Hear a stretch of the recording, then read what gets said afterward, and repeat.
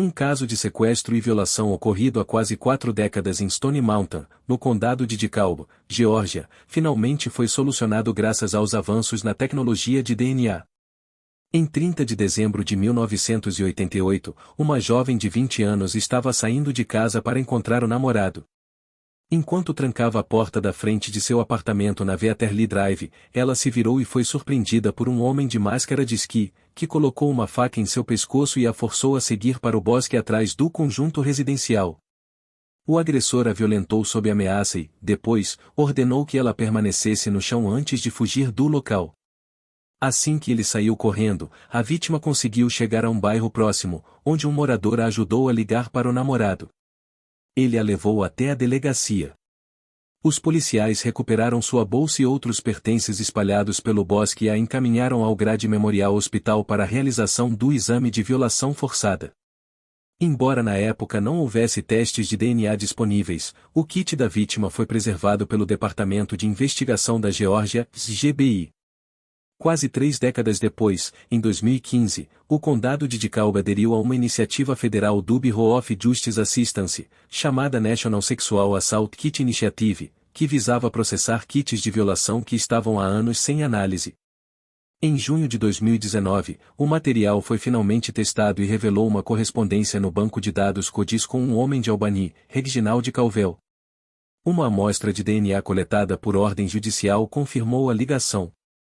Segundo os promotores, Calvel morava no condado de DeKalb na época do ataque. No dia 20 de maio de 2025, um júri do condado de DeKalb declarou Reginald Calvel, de 58 anos, culpado das acusações de sequestro, violação e agressão agravada pelo ataque de 1988. Em 3 de junho de 2025, o juiz Gregory A. Adams, responsável pelo julgamento, determinou a pena em 2 prisões perpétuas mais 20 anos, a serem cumpridos de forma consecutiva.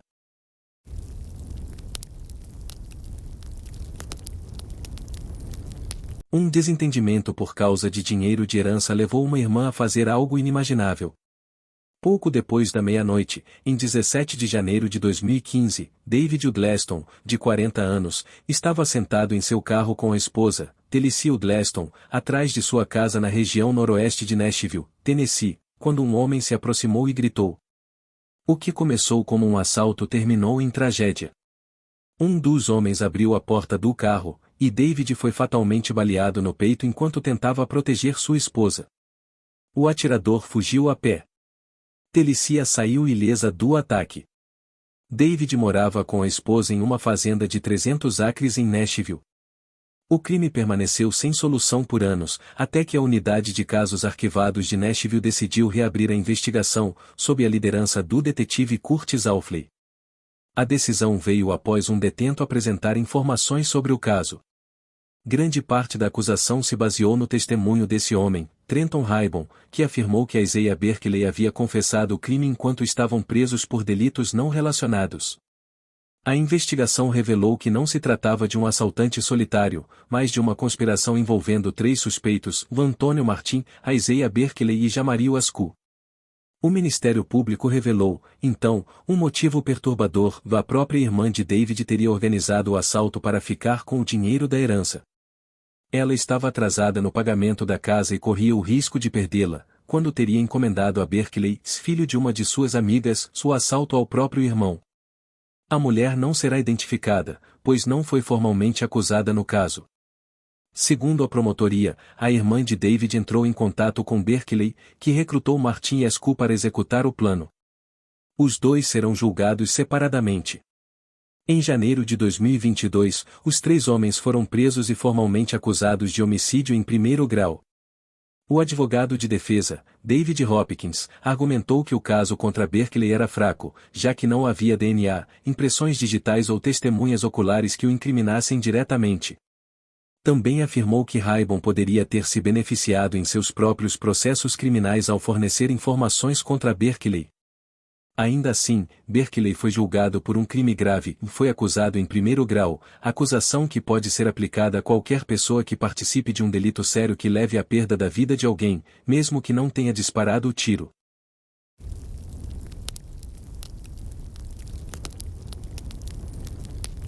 No condado de Houston, Geórgia, uma mulher foi brutalmente atacada em sua própria casa, em uma noite que mudaria sua vida.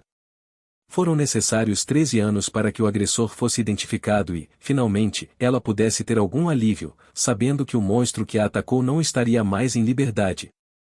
Em maio de 2010, uma mulher de 40 anos acordou durante a noite para usar o banheiro e percebeu que havia alguém em sua sala de estar. Quando chamou pelo intruso, ele mandou que ficasse calada e a seguiu até o banheiro. A vítima tentou se defender, mas o homem mordeu seu dedo e a golpeou diversas vezes no rosto, até que ela ficasse inconsciente. Quando a mulher recobrou a consciência, o agressor estava cometendo violação contra ela. Ao chegarem à residência, os policiais do Departamento de Polícia de Warner Robins já não encontraram o criminoso, apenas a vítima, ensanguentada e com múltiplos ferimentos no rosto e no dedo, onde havia sido mordida. Ela foi levada ao Houston Medical Center para tratamento.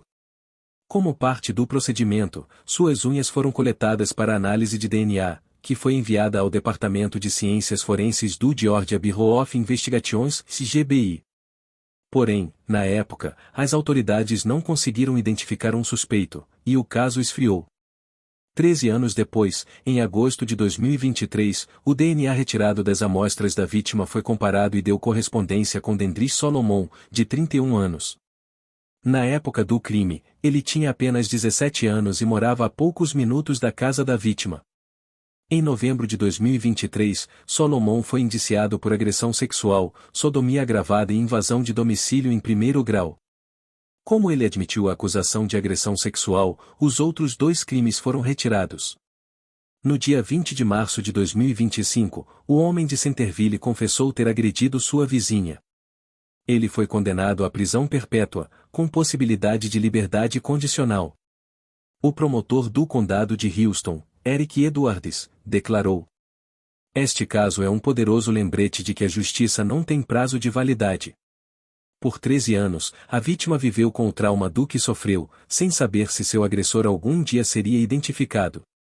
Graças ao avanço da ciência forense e à perseverança da polícia, hoje ela tem uma resposta, e a justiça foi feita. O procurador do caso, Justin Duane, completou: "O que aconteceu neste caso é o pesadelo de toda mulher, um completo estranho invadindo uma casa, espancando brutalmente e violando a vítima. É algo horrível. Embora tenha levado tempo, sou grato por poder afirmar hoje que a justiça foi alcançada. O Sr. Solomon passará o resto da vida na prisão, e a vítima, finalmente, tem a reparação que merece."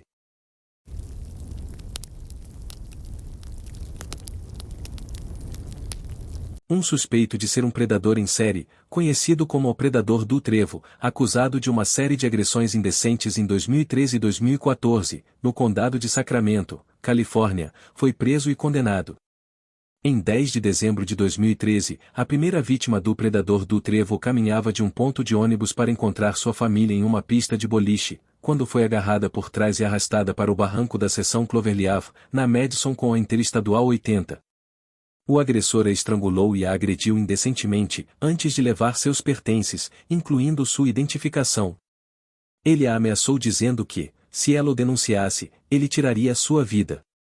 Em 8 de janeiro de 2014, a segunda vítima caminhava com sua bagagem para encontrar um amigo que lhe daria carona até o aeroporto. Perdida no caminho, ela aceitou a oferta de carona do agressor. Dentro do carro, ele a apalpou, e a feriu no pescoço com uma faca, a estrangulou com o cachecol e a golpeou várias vezes.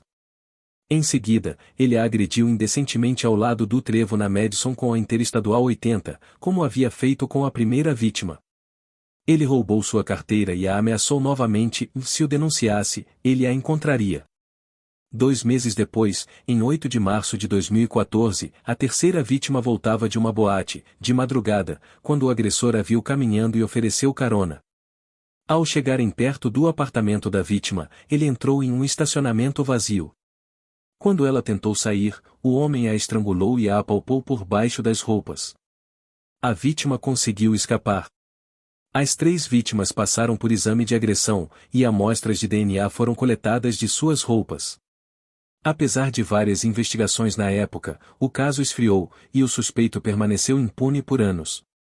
Investigadores de Sacramento, no entanto, usaram genealogia genética investigativa para identificar o agressor como J. D. Wallace Simeon.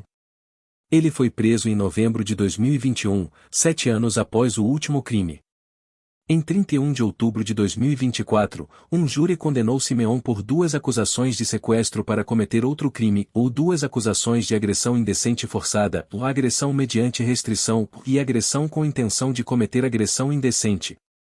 O júri também o considerou culpado de sequestro e uso de faca.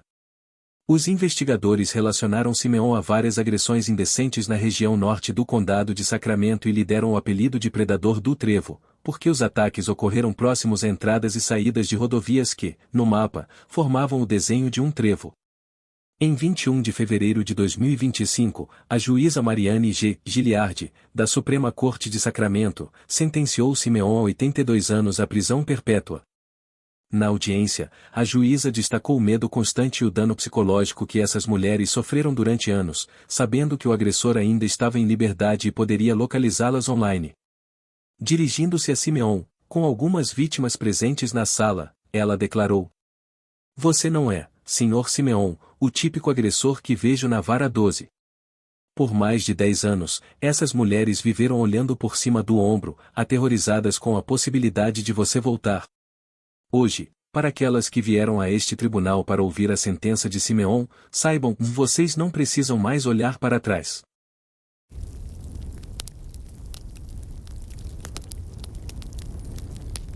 Em 7 de outubro de 1998, campistas acampando em um campo a nordeste do Pro-Travel Center, em Weatherford, Texas, encontraram os restos mortais decompostos de uma mulher em meio a uma vegetação densa, atrás de um posto de caminhões no norte do Texas, próximo à Interestadual 20. A mulher foi encontrada vestindo um sutiã branco, meias brancas, calcinha branca ou bege e um agasalho azul e branco. Ela também tinha uma grande bolsa azul de ombro, óculos de grau bege caros, uma peruca castanha longa e uma garrafa de água mineral. Perto do corpo, foi encontrada uma arma com um cartucho deflagrado. Os investigadores acreditavam que ela havia perdido a vida em consequência de um disparo auto-infligido. Estimaram que tinha entre 35 e 55 anos, além de possuir um trabalho odontológico extenso avaliado entre $30.000 e $35.000, incluindo restaurações em ouro e facetas de porcelana. Apesar de seu DNA ter sido inserido no Banco de Dados Nacional, SCODIS, e inúmeras pistas terem sido investigadas, nenhum resultado surgiu. Ao longo dos anos, o caso foi reexaminado diversas vezes, mas sempre sem avanços, até 25 anos depois, em setembro de 2023. O vice-chefe aposentado Greg Lance incentivou o tenente Johnny Qualls e a unidade de Cold Cases a reabrirem o caso da chamada Weatherford Jane Doe, utilizando a moderna tecnologia de DNA forense. A equipe decidiu recorrer à genealogia genética forense. Em 2023, o Departamento de Polícia de Weatherford e o Instituto Médico Legal do Condado de Tar enviaram evidências para o laboratório Otron, na esperança de que testes avançados de DNA pudessem ajudar a identificar a mulher. Alguns dentes da vítima foram enviados ao laboratório, que conseguiu extrair DNA e construir um perfil genealógico. Esse perfil apontou o nome de um possível parente, David Gillespie. O tenente Qualls entrou em contato com David por volta do Natal de 2023. Ao saber que a mãe dele estava desaparecida havia 25 anos, que costumava usar peruca e um certo tipo de óculos, ele disse ter ficado quase certo de que a mulher não identificada era Nellie Gillespie. Um teste de DNA feito por David confirmou a identidade. A revelação foi tornada pública em 24 de fevereiro de 2025 pelo Departamento de Polícia de Weatherford. Nellie foi vista pela última vez em Jackson, Mississippi, em meados de 15 de agosto de 1998. Ela havia ligado para o filho informando que estava viajando para o oeste, possivelmente em direção ao Arizona, mas nunca mais foi ouvida. David planeja enterrar sua mãe no jazigo da família, em Mississippi.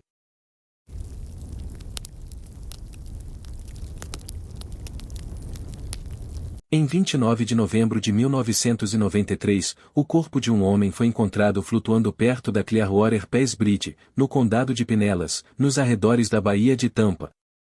A polícia encontrou uma pilha de roupas cuidadosamente dobradas na areia, próximo a um posto de salva-vidas em Clearwater Beach. No entanto, não havia qualquer identificação entre as roupas ou no corpo. A vítima era um homem branco, de cabelos curtos e grisalhos, com olhos azuis. Tinha entre 60 e 80 anos, media 1,62 metros de altura e pesava 53 quilogramas.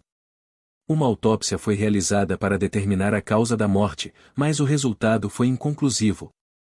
O legista não suspeitou de crime, e a polícia também não acreditava que ele tivesse sido vítima de violência. O vice-chefe de polícia, Michael Valick, declarou que as roupas, descritas como cuidadosamente dobradas na areia, não eram consistentes com um ato criminoso. Por mais de 30 anos, o homem foi conhecido apenas como Pinellas County John Doe em 1993. Em 2024, o caso chamou a atenção de Casey Connelly, cofundadora da Moxie Forensic Investigations, uma organização sem fins lucrativos formada por voluntários que utilizam genealogia genética para ajudar a polícia a resolver cold cases. Ela entrou em contato com o departamento de polícia de Clearwater e se ofereceu para ajudar. Novas amostras de DNA do homem foram coletadas e submetidas a testes. Eventualmente, o grupo forense identificou um possível parente, um idoso de 94 anos. Um SAB de DNA foi coletado para comparação. Em junho de 2025, o parente, que vive na Carolina do Norte, foi informado de que o homem encontrado na Flórida, em 1993, era seu pai, Edmund Eric Glade. Edmund tinha 84 anos quando faleceu. Seu filho havia registrado um boletim de desaparecimento em Fairfax County, Virgínia. Não está claro como ou por que Edmund viajou da Virgínia até a Flórida. É possível que estivesse nos estágios iniciais de demência quando deixou sua casa em Fairfax. Edmund era fabricante de chapéus e um pai e avô dedicado. O vice-chefe de polícia de Clearwater, Michael Valick, disse em comunicado: "Estamos felizes por poder dar à família algumas respostas e um pouco de encerramento sobre o que aconteceu com seu ente querido." Em outra declaração, Adams, assistente no caso de Edmund na Moxie Forensic Investigations, afirmou que esse caso esteve muito próximo do coração de toda a equipe. Ele acrescentou: "Todos nós nos sentimos honrados por ter desempenhado um papel em devolver Edmund Glade à sua família."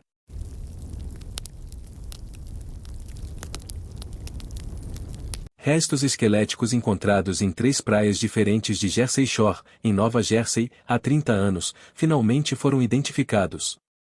O caso do chamado Homem Espalhado John Doe é um dos cold cases mais antigos a serem resolvidos por meio da genealogia genética forense investigativa.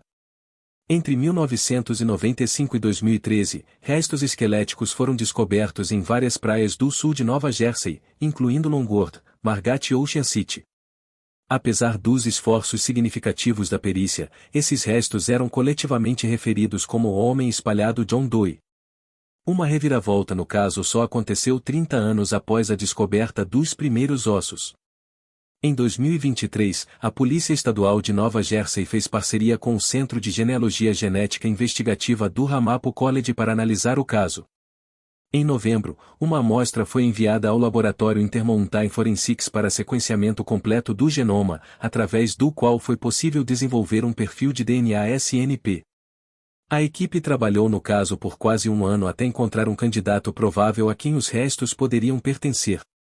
Em 8 de abril de 2025, estudantes de graduação do New Jersey College ajudaram a identificar os restos como sendo de um capitão marítimo que fez sua última e trágica viagem há quase 200 anos.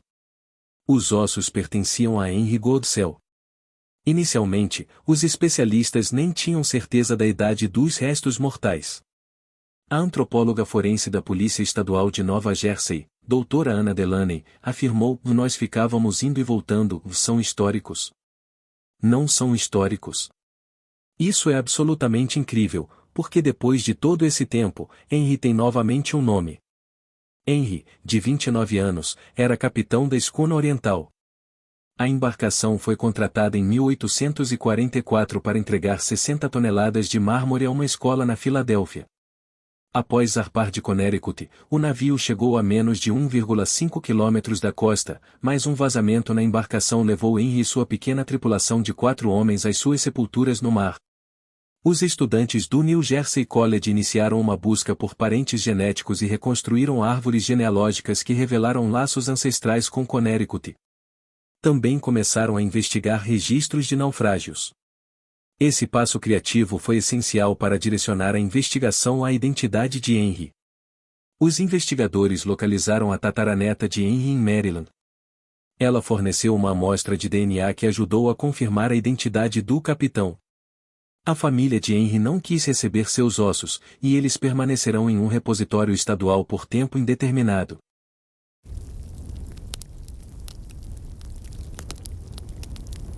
O caso de uma adolescente, que permaneceu sem solução por mais de 4 décadas, finalmente foi resolvido graças às evidências de DNA e aos testes de genealogia genética. Karen Sitt era uma estudante de 15 anos na Palo Alto High School e havia se mudado recentemente para South Bay, Califórnia, vinda de Pittsburgh, Pensilvânia. Em 2 de setembro de 1982, Karen pegou um ônibus de Palo Alto para Sunny Valley, Califórnia, para passar o dia com seu namorado, David Woods. O casal jogou minigolf e tomou um refrigerante em um 7-Eleven. Naquela noite, por volta da meia-noite, após o dia juntos, David deixou Karen em um ponto de ônibus próximo ao Camino Real e Wolf Road, em Sunny Valley. Mal sabia ele que essa seria a última vez que a veria com vida. Na manhã seguinte, um motorista de caminhão de entregas encontrou o corpo nu de Karen a cerca de 90 metros do ponto de ônibus, escondido atrás de uma parede de blocos de concreto manchada de sangue. Seus pulsos estavam amarrados com a própria camisa, e sua jaqueta estava presa em torno do tornozelo esquerdo. Ela havia sido violada e sofreu 59 ferimentos com faca, sendo 18 delas diretamente no coração. Apesar das intensas investigações iniciais e da coleta de provas de DNA, que incluíam sangue e fluidos corporais, nenhuma pista surgiu, e o caso ficou arquivado por décadas. Seu namorado chegou a ser considerado suspeito, mas foi inocentado por análises forenses de DNA no início dos anos 2000. Quase 4 décadas depois, em 2019, o detetive Matthew Cherson, do Departamento de Segurança Pública de Sunny Valley, começou a trabalhar com um especialista em genealogia genética investigativa para identificar o autor do crime. Em 2021, o genealogista informou às autoridades que o responsável provavelmente era um dos 4 irmãos de Fresno, Califórnia. Um deles era Geoffrey Jean Ramirez. Em abril de 2022, Ramirez foi identificado como a provável fonte do sangue e dos fluidos corporais deixados na cena do crime. O laboratório criminal da promotoria confirmou a identificação. Ramirez foi preso em sua casa, na cidade de Macava, em Maui, Havaí, no dia 2 de agosto de 2022. Em 10 de agosto, ele compareceu ao tribunal em Maui e concordou em ser extraditado para o condado de Santa Clara, Califórnia. Ele foi condenado em primeiro grau. Em 24 de fevereiro de 2025, Ramirez declarou-se no conteste ou não contestou as acusações. Em 12 de maio de 2025, aos 78 anos, foi sentenciado à prisão perpétua, com possibilidade de liberdade condicional após 25 anos. É provável que passe o resto da vida atrás das grades. Ramirez foi entregue ao Departamento de Correções e Reabilitação, após aceitar o acordo judicial em que outras acusações agravantes foram retiradas. O promotor afirmou que muitos familiares e amigos de Karen compareceram à audiência de sentença. O procurador distrital de Santa Clara, Jeff Rosen, declarou o seguinte após a condenação: "Hoje penso em uma jovem cujo futuro e cuja vida foram arrancados dela. Karen Sitt teria 57 anos hoje. Seu caso foi solucionado graças à ciência forense, a um detetive notavelmente persistente e a um promotor determinado." Os entes queridos de Karen disseram estar aliviados por o autor finalmente ter sido capturado. Durante a sentença, expressaram sua dor e ressaltaram que ela jamais foi esquecida.